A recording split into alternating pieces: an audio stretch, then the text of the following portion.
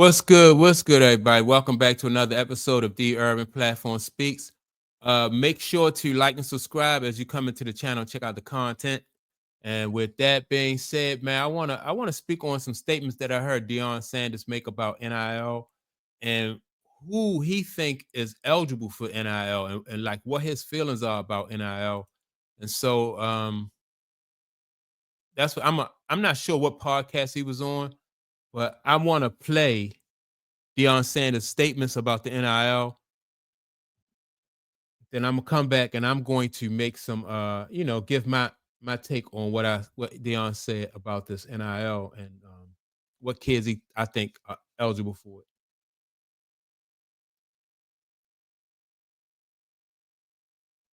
it. Let's talk about NIL. Name, image, and likeness. What kid out of let's just take it to high school part first, that is notable enough that a CEO of a major company is going to lay it on the line for a kid that ain't nobody know? Not many. There you go. So it's not NIL. It may be 4 guys in all of college football that we've seen on a commercial nationally. We happen to have probably 2 of them here. Okay, Shedeur and Travis. NIL, they're killing it. Collectives, you could be Tom, Dick, Harry, and Larry, and you just put a bag together. Yeah. Boosters or whatever, whoever does it, and try to solicit these kids to come to your university. Who is that helping? I want the kid to get compensated. I want him to be straight, by all means. But you got to balance the fine line. Is he still going to want it like that when you've just given him that and he didn't have to earn it?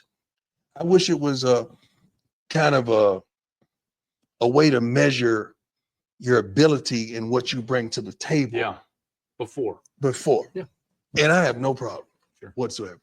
And I'm with you on that. I think that the inducement side of NIL it's not good for the sport. And I don't think it's good for the kids either. But you might be getting a little bit of money. It ain't NIL. But it's collectives. It's collectives. There you go. It's the inducement. There you go. Know, the inducement to come to the place or the tampering, in the portal. And I don't know these if kids got agents, man. Like these kids got not only agents, they got the homies who's representing them, who's just trying to use them and play in them. They don't go to the school that they should go to. They don't even ask questions about the defense or the offense or the scheme or the personnel or how you're going to use me. What am I going to get? Out. That's what you're going to get. Out. that you know what I'm saying? If that's your prerogative, your first thing, I don't want you. I want you to chase that NFL bag. Yeah, that's the real. I want you. That's what's going to sustain you. That's right. This may maintain you for whatever. And now everybody is. It's crazy now, man. It's crazy. It really is. Although you say 4 or 5 guys in college that are on national ads, I can think of a guy back in the 80s that would have been on national ads. It would have been nice. You would have done really well. It would have been nice. But I had the game. You had the game. I had the game. See, right now they put in the bag before the game. The game has to come before the bag. Ball out. We want to give it to you when you ball. And I wouldn't mind if it was play like objectives. Sure. Yeah. Almost contractual. There you go. Yeah. Then you'll know. Performance bonuses, things of that nature. Yeah. Most definitely. I would like that involved because I want them to be happy. I want them to be comfortable. I don't want them to be filthy rich. Yeah. I'm not going to lie to you because I don't want that taken away from this because I want you to longevity, man. I want you to get that NFL bag. I want you to get that Jalen Hurts bag, man. The Lamar Jackson bag. I want you to get it. I want you to get to that point or even a quarter of that point. NIL is not a problem. All right, so you heard what Deion Sanders and the other guy said about like NIL and who they think should, and probably he said only probably like 4 kids probably nationally that'll probably be deserving of like really getting the big bag. And he said that 2 of those kids was at his school, Travis Hunter and his son, Shedeur Sanders, right?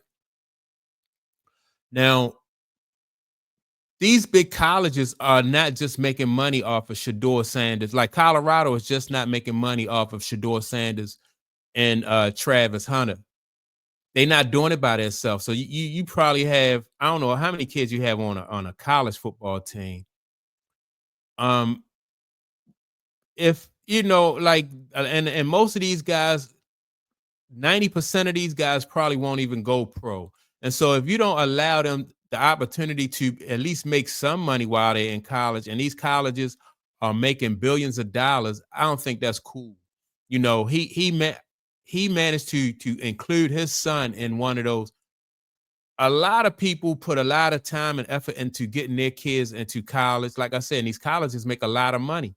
So who is Deion Sanders to say that, you know, like this kid don't deserve money, but my kid deserve money? I don't think that's cool. And then so they try to sell you that old line that college coaches have been selling kids and their parents, like, I'm gonna take your son and I'm gonna turn him into a man. Meanwhile, we going to make billions of dollars off of your son. And if your son go pro, cool, I turned him into a man. If not, I still turned him into a man. You know, but either way, the colleges are making money.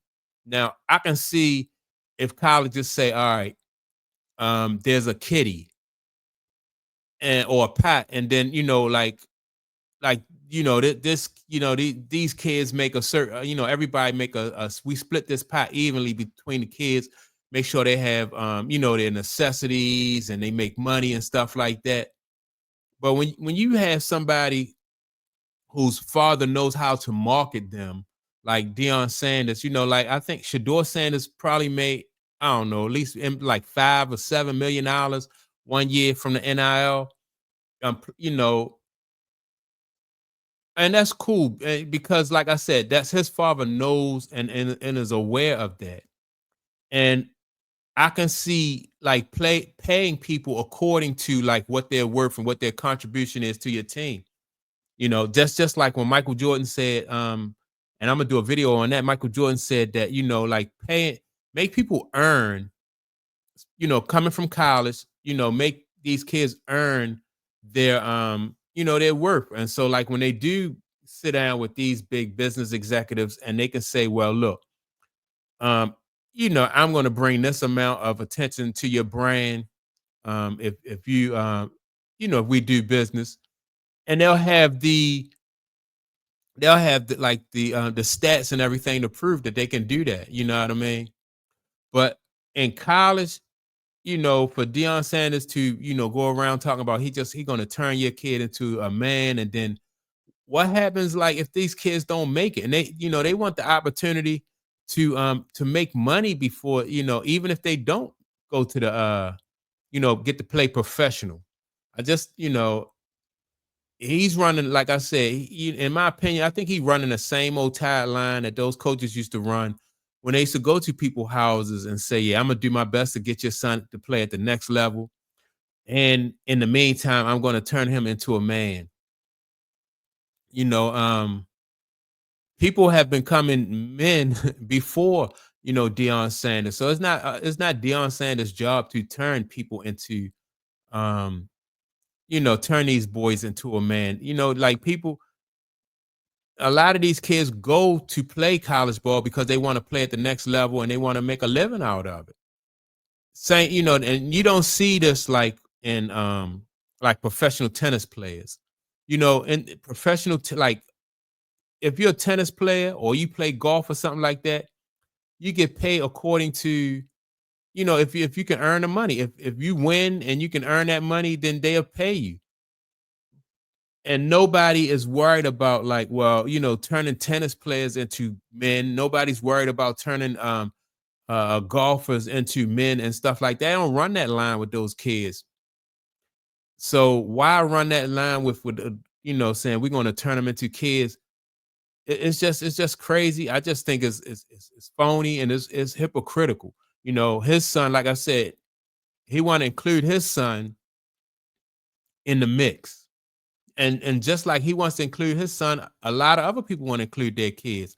You know, sometimes you have kids who don't play at the so-called like they're not quarterbacks, they're not the running backs, or what they call those skill positions: quarterback, running back, what is it, tight ends, wide receivers. They don't play the skill position. They might be an offensive or defensive lineman or something like that, you know. But those kids should still be compensated too, fairly, you know. And yeah, man. But when it comes to minority kids, man, you know, everybody is trying to make it seem like they looking out for them, and we have their best interests at heart. But this basketball and football is just crazy, you know.